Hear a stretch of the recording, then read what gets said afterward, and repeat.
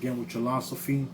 If you like this video or any of my past videos, please like, comment, or subscribe. It'll be greatly appreciated.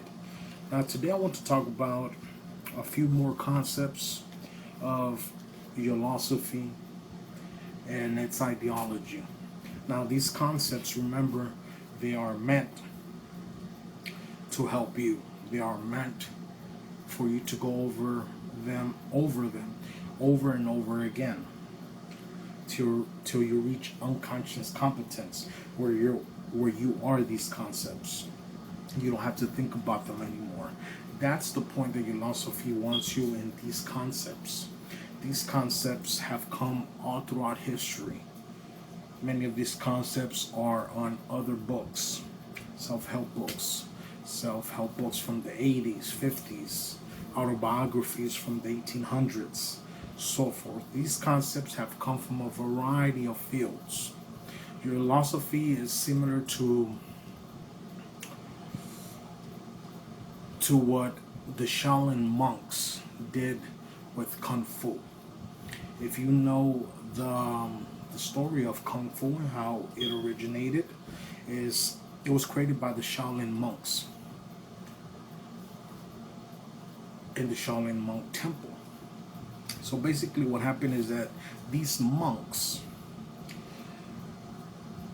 wanted to meditate. They wanted to be at peace, and they meditated all day. What would happen is that many bandits and evil people would come into their temples, trash the whole place, burn the place up, kill many of these monks that were peacefully meditating, and steal other stuff. So what the Shaolin temple decided to do is they said, we had enough of this. We want to be left in peace, but obviously the world's not like that. So they sent out monks to different parts of the world in Asia. India, Northern Asia, Southern Asia, East Asia, and so forth. All over Asia. And they send them on a go, which was for them to go ahead and gather the best fighting styles from different regions so they can practice them and defend themselves. So they did that. They went to different parts. They went to different parts of the world, and they met with these masters and these certain martial arts all over Asia. And they brought them back to the Shaolin temple, and they had them teach the monks these fighting styles. Another thing the Shaolin monks did was they would observe animals in the wild, like the tiger, the lion, the snake, and so forth, and they will implement their styles as well with what they've learned. So, and what they did next is they combined all those fighting styles together, and they came up with the coolest, most awesome fighting style known to man to this day, and that's the Shaolin Kung Fu. That is what made Bruce Lee a master. Because before Bruce Lee came into the picture, many of these masters would come and fight each other, and the matches would last for hours. Bruce Lee came into the picture, and boom, boom, boom, boom, 5 minutes, the match was over. Because of the Shaolin monk Kung Fu. So that's basically what philosophy is. We've gathered concepts from all over the world, from different teachers, different ideologies, different philosophies, and we combined it to bring you this. And the goal here is not only for you to go ahead and know these concepts, but for you to have them integrated as a part of you so you can be them. I don't want you to just know these concepts. I want you to be these concepts. Because when you be these concepts, what will happen is that your DNA vibration will increase. You will begin to manifest and attract things into your life that are beyond your wildest dreams. You'll go ahead and have better health, have better relationships, have material things come into your life. And that is how, quote, the law of attraction works and all these other concepts that you hear about. So I want to talk about a few of these concepts here. So when you're dealing with people, a great teacher from back in the day was Dale Carnegie. What Dale Carnegie did was very original because he focused on people. He knew that for you to get what you want, people have to like you because people have what you want. So you can go ahead and take it or work yourself up for it, or just have people like you and have them give it to you. That is the concept of Dale Carnegie. He came up with a great book, which till this day is one of the most important books in self-development history. In my opinion, that's Dale Carnegie's How to Win Friends and Influence People. If you don't have no friends, or if you have little friends, if you think people don't like you, if you don't get invited to parties, if people do not want to be around you, read that book. Not only once, but read it over and over and over again.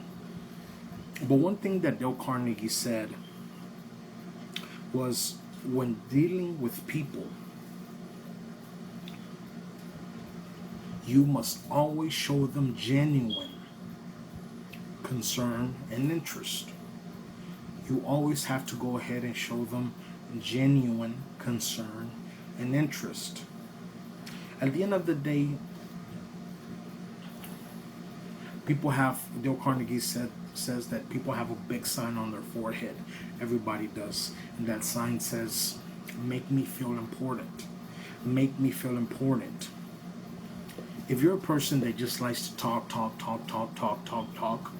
and you rarely have the other person talk themselves, or if you're not genuinely interested in that person or concerned in that person's views, what will end up happening is that interaction will fall and will crumble. There will be nothing to sustain it for any future social interaction at all. And why would it, right? So when you're dealing with people, make sure that you always show them genuine concern and interest. The way you show them genuine concern and interest is by making them feel important, talking to them, asking them questions about themselves. Make statements, but ask questions. Now, when I say ask questions, I don't mean grilling a person. I mean ask questions. Don't just talk about yourself. When you're in a social interaction, if you want to be successful in that social interaction, if you want to be successful, period, you have to know how to socially interact with people and have people like you. And the way people like you is when you're genuinely concerned and interested in them. And the way to do that is by asking a lot of questions and making statements. Not talking about you. You're not the important one in that conversation. That other person is. This comes in relationships, friendships, business interactions, and everything. One thing that you will realize in business is that it doesn't matter what you know. It really doesn't matter who you know. What matters is how that person feels around you. That's what makes some of the biggest deals in world history ever happen. How does that person feel around you? Does that person want to go ahead and meet you again? Does that person want to go ahead and have you as a friend? Does that person feel like you're genuine, you're original? All you have to do is be yourself, and the way you're yourself is by showing genuine concern and interest in that other person. Because when you're just talking and talking about yourself, your ego has taken over. You're not being humble. People can sense that. But when you make the other person feel important, and that's showing genuine concern and interest. And that person will appreciate that.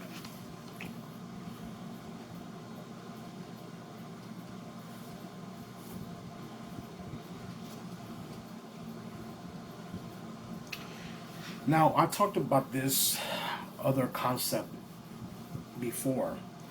And basically, I talked about the flowing of energy and how important it is. How the flowing of energy allows things to happen faster, more efficiently, and become a great success. And that flowing of energy is not just in you, but it's in your surroundings, in your space, your physical space, your work environment, especially your home. You know, you may have heard of many of these people who are called feng shui experts. They come into your home or workplace and they see the way everything's arranged. They'll tell you how to increase the positive energy more, or so forth. And that's very true. Two of the main things that stop this flowing of energy, where ideas can flow, things get done, work done faster, you're more efficient, you work smarter, and you work harder, and you're more productive. One of the main two things that stop that is energy, and that includes clutter. When you have a lot of clutter in that workspace, in that home, in that physical space of yours, including your car, when you have a lot of clutter, that stops the energy. Whether you see it or not, it could be under the bed, it could be under the seat. If that clutter is there, it will stop the energy from flowing as it should. You won't feel as loose, as relaxed in your home. That's why if you look at many of the super elites' homes, workspaces, you look at their desk and it's clean. You look at their workspace, it's not cluttered. That includes your closet and your trunk. And start with small steps.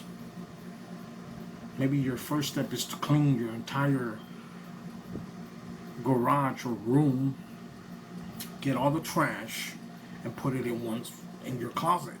And then your next step, maybe tomorrow or the next day, is to get that trash and throw it in the trash bag, in the trash can.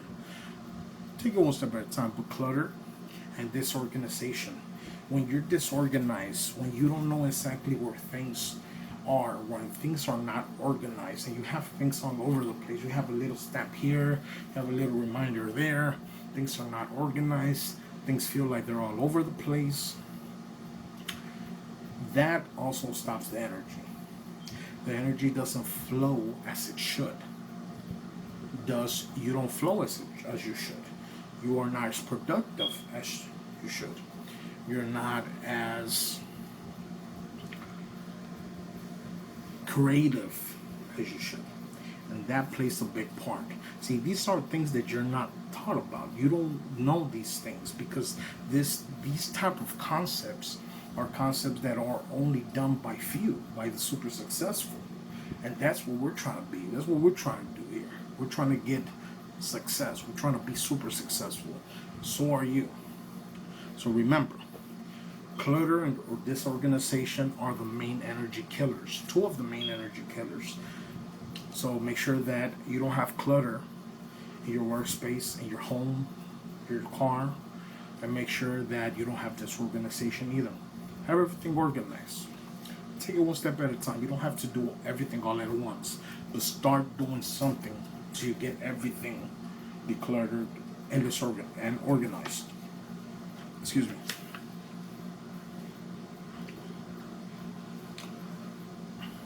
So, your house, your office, your car, or any other physical space will affect will be affected by clutterness and disorganization, and that will affect how you feel.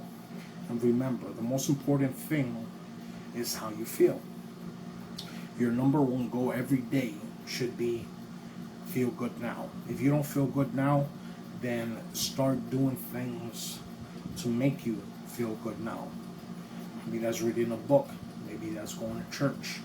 Maybe that's listening to an audio. Maybe it's watching a funny movie or a funny video. Maybe it's listening to some music. Maybe it's cooking. Maybe it's planting, gardening. Maybe it's cleaning. Maybe it's having a social interaction with a friend. There's a lot of things that you can do to feel good now. That is the most important thing. So anything that affects your feeling good now is what we are trying to go ahead and have you focus on.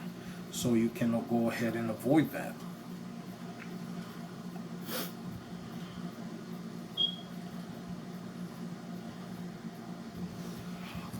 Now, there is a technique out there that very few people know, very few people practice. Only the super successful practice this, especially in their organization. If you're watching this video, you're a leader. You're trying to be a leader. You're going to be a leader. Continue watching this video so you will see your life change. So one thing that a lot of our organizations do not do, and that is why they don't have that super elite team, that strong team that will make things happen, is they don't practice recognition. Recognition is important. It's very important. It's part of the main system. It's part of the plugging in. Remember, audios, listening to audios, reading books, practicing and giving and receiving recognition, live events, gathering in places with like-minded people, and practicing and receiving and giving recognition. Giving recognition is slightly much better. And the effect and the reason why this technique is so important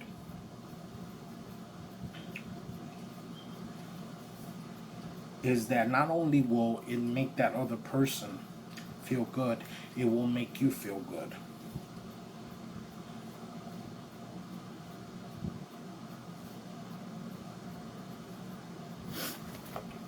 When you're recognized, you yourself are recognized, you will feel an amazing power. You will feel motivation. You will go ahead and it's sort of like having that blockage of whatever you were trying to do break. I've seen people being recognized for certain things that they did, maybe some weight loss. People that couldn't hit that 20-pound mark and over finally hit it because of recognition. People that never were able to make this amount of money a year, once they were recognized, they broke through that stoop there. You know, and many other things. Recognition is a powerful thing that makes you feel amazingly good.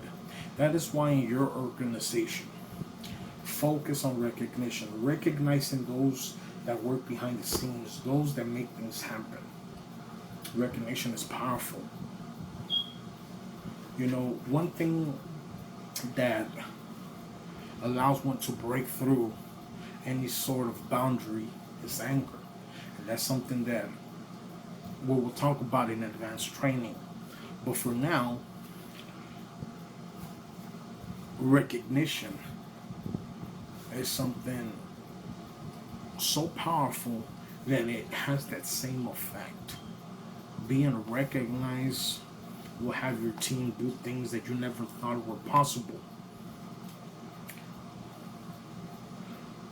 This is why innovation happens. This is why we're able to go to the moon, do incredible things, build smartphones, build computers, have the technology we have. And the future technology and innovations will happen because of recognition. People being recognized. It's a wonderful feeling. I'll give you an example. When you were a kid, when I was a kid, I remember that at the end of the day, when I was in elementary, at the end of the day, if you were a good boy or a good girl that day, the teacher, or you would get 100 on some quiz, the teacher would give you a golden star and put it on your forehead. Remember when you got that golden star? You did not want it to come off. Heck, if it came off, you did whatever you could to put it back on. Recognition is powerful. And not only am I talking about recognition when it comes to business, but friendships, relationships, your spouse, your family members. Think about the last time you actually recognized a family member or your spouse or those who have had a long-term relationship, your boyfriend, your girlfriend, your boss. Think about it. For you to succeed in life is so easy, but it's hard because you refuse to go ahead and not make it all about you. You refuse to do that. You want it all for it to be about you. But when you stop and you look back and you stop focusing on making it all about you, but you start focusing on other people, giving other people recognition, making other people feel important. That's when your friendships will last and they will be meaningful. That's when people will break their back and go over the hill for you. That's when relationships will flourish. That's when marriages last. That's where family, family traditions never die. Back to the workplace. If you recognize others, your coworkers, yeah, you were not on the board this month, but hey, if you go up and you recognize these other people, tell them how great of a job they did, that person is not going to hate you for it. Matter of fact, you're going to stand out more because nobody does that. Have you ever recognized your boss? People always complain about their boss. Oh, my boss this, my manager this, or this and that. Stop looking at all the dirt and find some gold. When they dig for gold, they pull tons of dirt, just to find a few ounces of gold. They're not looking for the dirt, they're looking for the gold. Everybody has some gold in them. Some have more dirt than others, yes. But there's always gold there. Look for the gold. Go and recognize your boss for that little piece of gold that you found. Maybe it was one time that they went ahead and gave you some time off and paid time off for a certain thing that you had to do. Maybe the boss bought lunch one day. Go and recognize them. Hey, you know what, Mr. So-and-so, I was just walking by and I remember that time you bought us lunch, man. It's very good. I want to recognize you today. I want to buy you lunch. And then go the extra mile, have them bring a little note or something, or bring some cupcakes or something so everybody can see. Make them feel recognized. You make someone feel recognized, you have them in the palm of your hands. And this is not to manipulate, to be fake. No. This is the way people want to be treated. They want to be treated, they want to be recognized for their efforts. They want to feel important. And you, as another social being, should be your goal. And the more you do this, guess what? The more they'll do it too.